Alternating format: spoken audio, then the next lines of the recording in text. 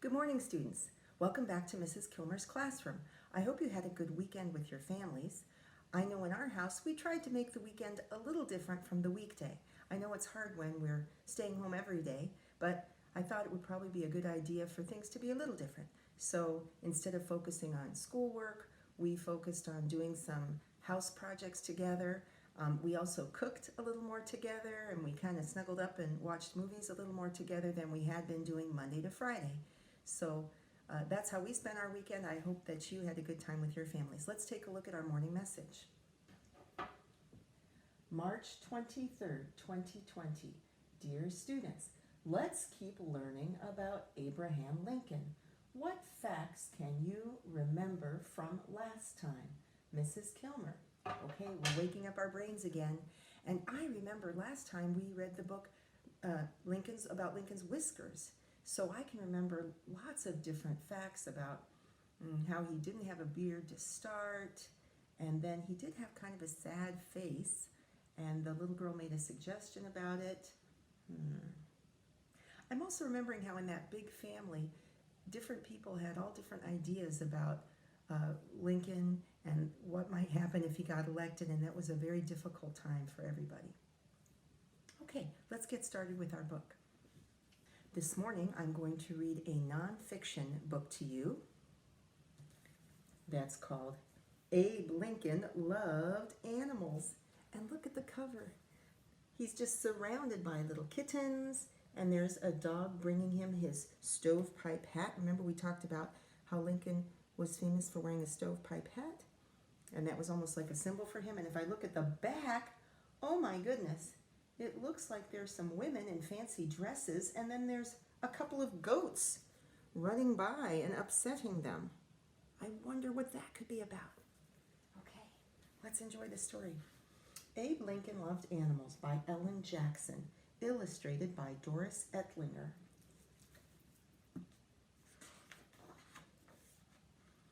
Abe Lincoln loved animals. Oh, how interesting.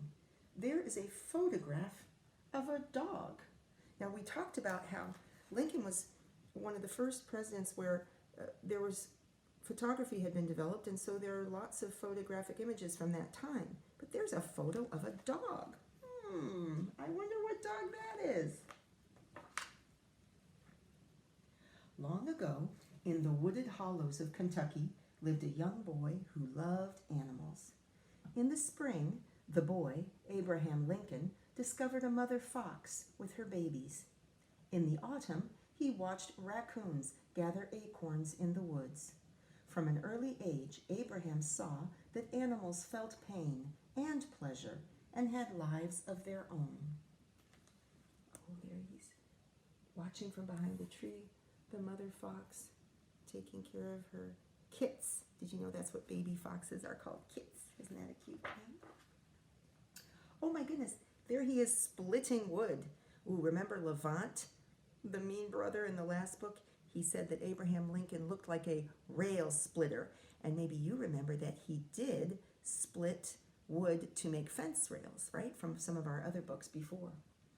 The boy's family lived on a farm, first in Kentucky and later in Indiana. Abraham and his sister Sarah fetched water, chopped firewood, and helped their mother plant seeds and grind corn. Grind corn, grinding corn, grinding corn. Abraham's papa often hunted rabbits or deer. Hunting was a way of life for those who lived on the frontier. Everyone worked hard to put food on the table.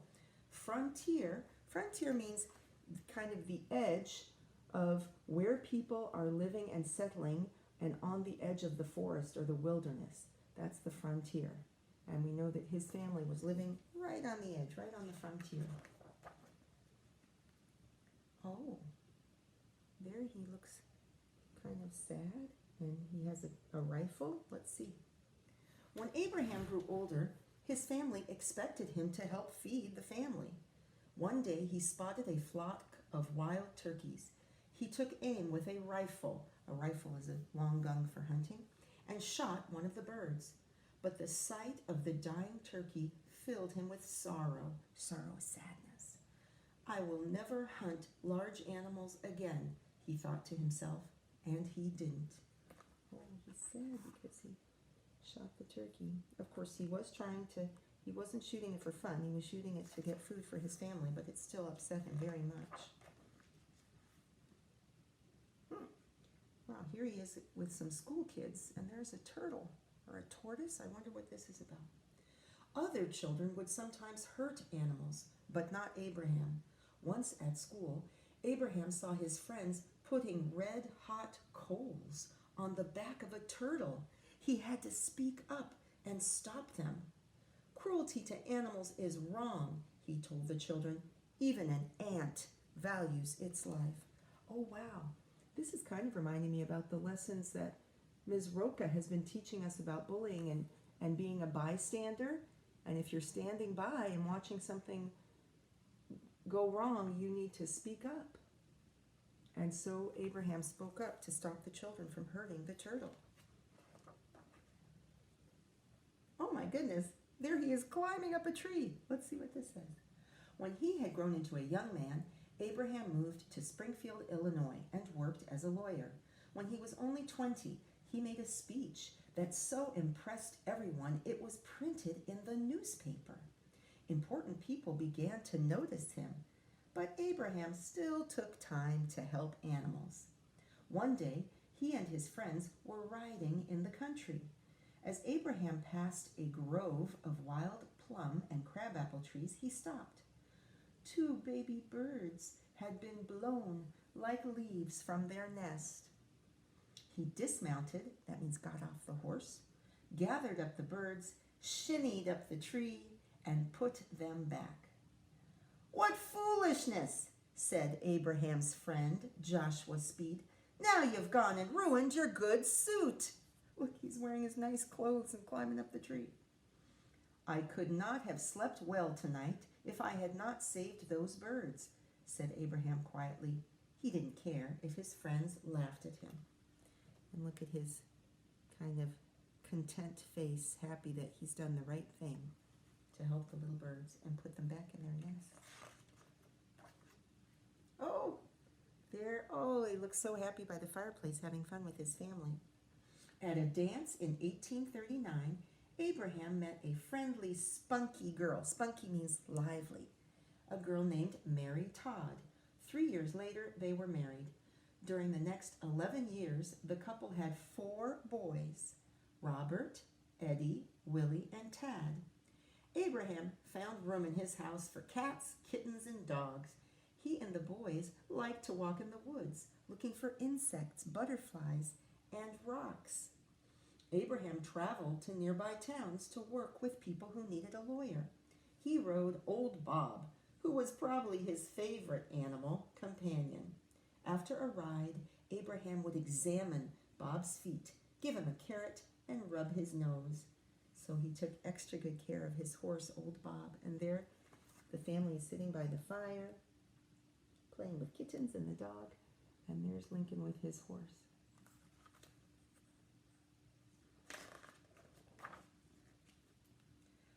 A floppy-eared dog named Fido came to live with the Lincoln family. Abraham and Fido would often walk down the street with the dog carrying a parcel's like a package, in his mouth. When Abraham stopped for a haircut at Billy's barber shop, Fido waited patiently outside, unless a group of children came by. Then Fido jumped and played until Abraham was ready to go home. There's Fido frolicking with the children outside the barber shop. I hope he doesn't forget his package. Oh, I wonder if this is connected to the photograph on the title page. Ooh, let's see. You know, sometimes when you're reading, you want to stop and go back and forth to check out something you're thinking or wondering about. Abraham served a term in the United States House of Representatives. That means he came to Washington, D.C. to work in Congress. In 1860, he became a candidate for President of the United States. When he won the election, the Lincoln family prepared to move to the White House in Washington, D.C. Sadly, Abraham decided that Fido would not accompany the family. The train trip would be long and difficult, and the Lincoln family had a large amount of baggage to carry. Abraham asked a neighboring family, the Rolls, to take Fido. He gave them the horsehair sofa that was the dog's favorite piece of furniture. "You must promise me," said Abraham to the Roll boys, "not to scold, that means like, not to scold Fido for entering the house with muddy paws. He should never be tied up alone in the backyard, and whenever he scratches at the back door, he must be let in." Fido's new family agreed to everything. How could they say no to the new president? Before the Lincoln family left for Washington, they had a picture taken of Fido so they would never forget him. Photography was still new, and this was the first picture ever taken of a presidential pet. Okay, so look, here's the illustrator's picture of them taking the photograph of Fido with that big old-fashioned camera. And there's the photograph of Fido.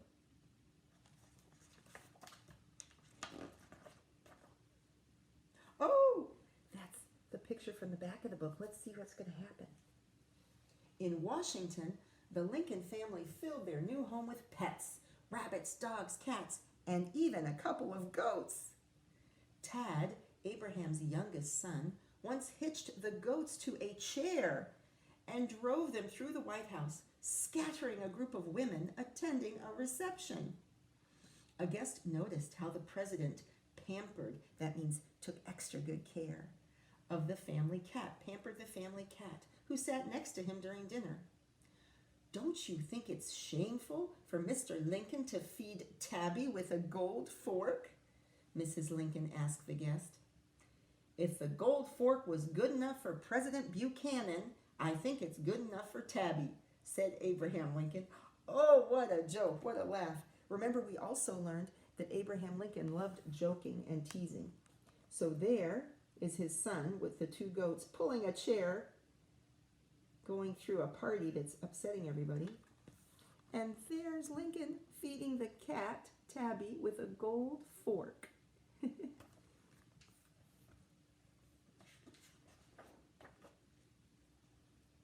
Okay, wow, there's lots of detailed pictures here. Oh no, that looks like something to do with slavery and picking cotton and the war. Let's see what's going to happen next.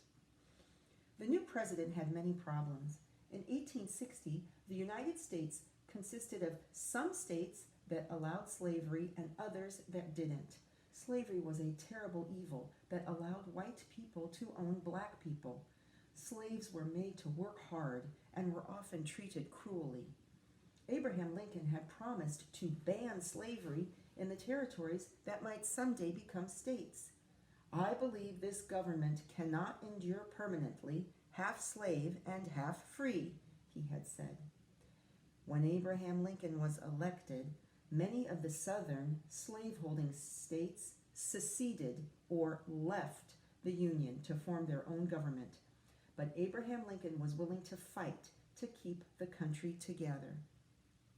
Soon the United States was plunged into a terrible civil war. Abraham Lincoln realized that slavery must end if the Union was to be saved. In 1863, he issued the Emancipation Proclamation, freeing all the slaves in the rebel states. Some people hated the president for this act.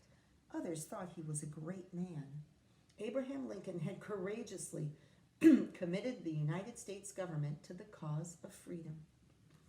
So here's some details showing the sad circumstances of slaves. And here this picture is about the war. And I guess this is the idea of Lincoln writing the Emancipation Proclamation to free the slaves. The war continued. On the battlefield, the dead were heaped high as autumn leaves. Abraham's face was haggard. Haggard means like it's really worn down with sadness, and gray with constant worry. The president found comfort in the company of animals. On a visit to the headquarters of General Grant, the leader of the Union Army, he came upon 3 tiny kittens whose mother had recently died. He picked them up, stroked them, petted them, and said to the colonel in charge, "I hope you will see that these poor little motherless waifs are given plenty of milk and treated kindly." The colonel promised the kittens would be well treated. So it was a very sad and difficult time.